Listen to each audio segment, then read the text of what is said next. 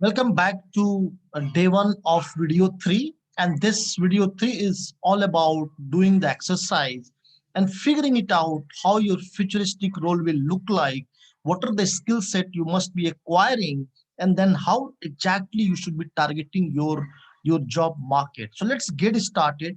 Before we get started, the prerequisite please download this NIST Clarity workbook from it's there into the description of the video. In fact, you will get it into the email so that I don't want you to just simply watch this video, but I really wish that you do something for your futuristic career. How can you accelerate into AI and digital transformation space? So please take a pause, make sure that you are downloading this workbook, and please make a lot of notes. Please do the exercise. That would be great way of moving forward. So let's move forward. So how you should be targeting, how you should be selecting your niche skill. This is what I'm going to help you right now. So look here, either you can become a pure play technologist. So the people who are either who might have walked into technology, though then they might not be doing at this work the technology work, but still they can become technologist. I'll help you. Number two kind of domain is the domain consulting, the people who are purely coming from domain, like people who are from account payable, from HR, from finance and accounting, from supply chain, from logistics, from HR. They can target, they can get into the domain space. The third kind of niche is the process consulting, the people who are process consultant, Lean Six Sigma, quality assurance, or any kind of process improvement. People may target into the process consulting space. ERP is I'm targeting the people who are coming from Oracle, PeopleSoft, maybe SAP, or maybe in fact the CRM people, JD Edwards. Everybody can target themselves into ERP space. Strategy is, I mean, the people who are into project management, program management, into portfolio management, or maybe they are into customer acquisition, or maybe driving the entire business, they can target themselves into strategy. And last but not the least, the sales, the people who are into sales, pre-sales, customer acquisition, or business development, maybe customer success manager, they can target into the sales space. So please select one area of your expertise where at this moment you are working. That will decide the overall the goal of your future. Now the step number two is, wherever you are working, please select the sub niche. So what does this mean? For example, you have selected a technology as your niche. So your sub niche may be the cloud, your sub niche may be security, your sub niche may be data science, maybe data. If you're into domain, your sub niche may be uh, human resource, supply chain management, account payable, maybe finance and accounting, maybe HR. If you're into process consulting, maybe quality assurance, Lean Six Sigma, that could be your sub niche. If you are into strategy, maybe business transformation, digital transformation. If you're into sales, maybe your sub niche maybe sales into healthcare, sales into the BFSI. And this is already you might be doing. You do not have to think out of the box. Just I'm helping you to align. So please make a note of your sub niche. What is your sub niche? Now let's move forward to the third stage. That is your micro niche. And why micro niche is important? Because today the market is not for the generalist. When I said generalist, they are pretty wider, but the market is for micro niche who are very much focused, where you can go and charge premium money.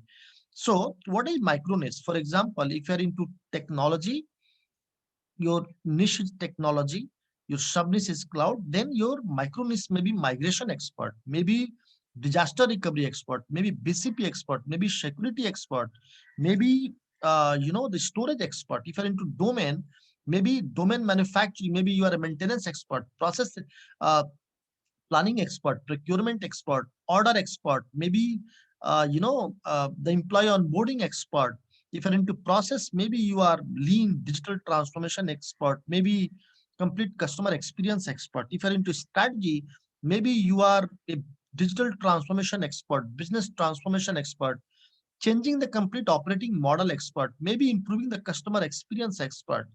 So what you need to do, you need to write down here your niche, sub niche, and the micro niche in order to pretty much micro focus on your job, on your company, and then target something that may work for you in next 90 days. So please take a pause, note down what is your micro niche, and please write down into the complete the sequence what I'm proposing. Now moving forward, uh, what you need to do, your niche, sub niche, and micro niche need to be and must to have the alignment with the business domain. And you select any of the business domain. In case that is not documented, you can, you can, you can note down here and then you can put it across. So what happens when you work into niche, micro niche, sub niche, that has to have the alignment with one domain. Maybe I'm digital transformation consultant in consumer goods, maybe into manufacturing. Maybe I'm improving the customer experience for the consumer goods. Maybe I'm a lean digital transformation process expert, maybe into customer support, maybe into retail, maybe into consumer goods. And why this helps? Because when any specific jobs comes out, they always look for expertise into one area, and plus along with have your niche, sub niche, and micro. So please take a pause, note down along with your all this niche skill, which target domain you are targeting. Now moving forward, and this is where you need to go back and do the study on Google, that what are the top three challenges, your target domain. For example, if you're into manufacturing, what are the top three or maybe top five challenges the manufacturing is struggling at this moment? Maybe asset optimization, maybe, the incidents, maybe downtime, maybe the cost, maybe the silos working style. So please go to Google. Maybe you can refer Deloitte, McKinsey, or their study, that what are those top five, top three challenges that you come across, which you are able to correlate, and you are able to figure it out, align with your role and with your existing job, where you can build a few storage. So please take a pause, note down top five challenges. So what next? I mean, it's good to note down the challenges, but now what we need to do, you need to map with the opportunities. What essentially mean that how may you translate all the top three challenges into opportunity that is aligned with your existing role, and that is pretty much alignment with your niche, sub niche, and micro niche. Why we are doing that? Because end of the day, you need to build some story. You need to little bit exaggerate in order to find the jobs, and connect with the right set of opportunity. So please take a pause and think about a moment, note down that how do you think all these challenges can be translated into opportunities. This is great. Once you are done, then let's move forward. And now the time is to research the similar kind of profiles which you come across, niche, micro niche, sub niche, and then the target market. The people are there on the LinkedIn. So please go and research top five LinkedIn profile that is pretty much aligned what you have researched into the target domain, and that you admire. I mean, where you wish to really reach. Please do the research. Go to his LinkedIn. Minimum spend 1 hour, 2 hour of time. Minimum this is required. 2 hours of time. So once your research is done, note down all the five names into this workbook. And after this, what you need to do, that list down the top three gaps that you found in your skills, right? Note down once again the top three gaps that you found in your skills. You must acquire to reach over there. So why this exercise is important? Because where you wish to reach, somebody already might have reached over there. They have already discovered, they already found a strategy. You just need to model their space. Please do the research, follow him on the LinkedIn, and do exactly what he's doing. Just model him, do the research. So please take a pause, Note down all the three gaps that you found in your scope where you wish to reach. Now let's move forward. So now what essentially you need to do based on the target domain, challenges, opportunity, and your research on the LinkedIn, please note down all the top five skills. This could be uh, your core skill set plus the soft skills. Note down all the five skills that you wish really you must be acquiring in order to reach to your dream job, in order to find the opportunity. This exercise is very important because ultimately this will become your action item. This will become your action item. So please note down five skills from your target market and from your the profiles that you have researched from the LinkedIn. Please take a pause and please do that. Now, once your exercise is done, once you are able to identify the challenges, opportunity, and then what are the action point, please craft your value proposition, the vision statement that will be visible on your CV and your LinkedIn profile. So you can look for some samples that I have put it into the next slide.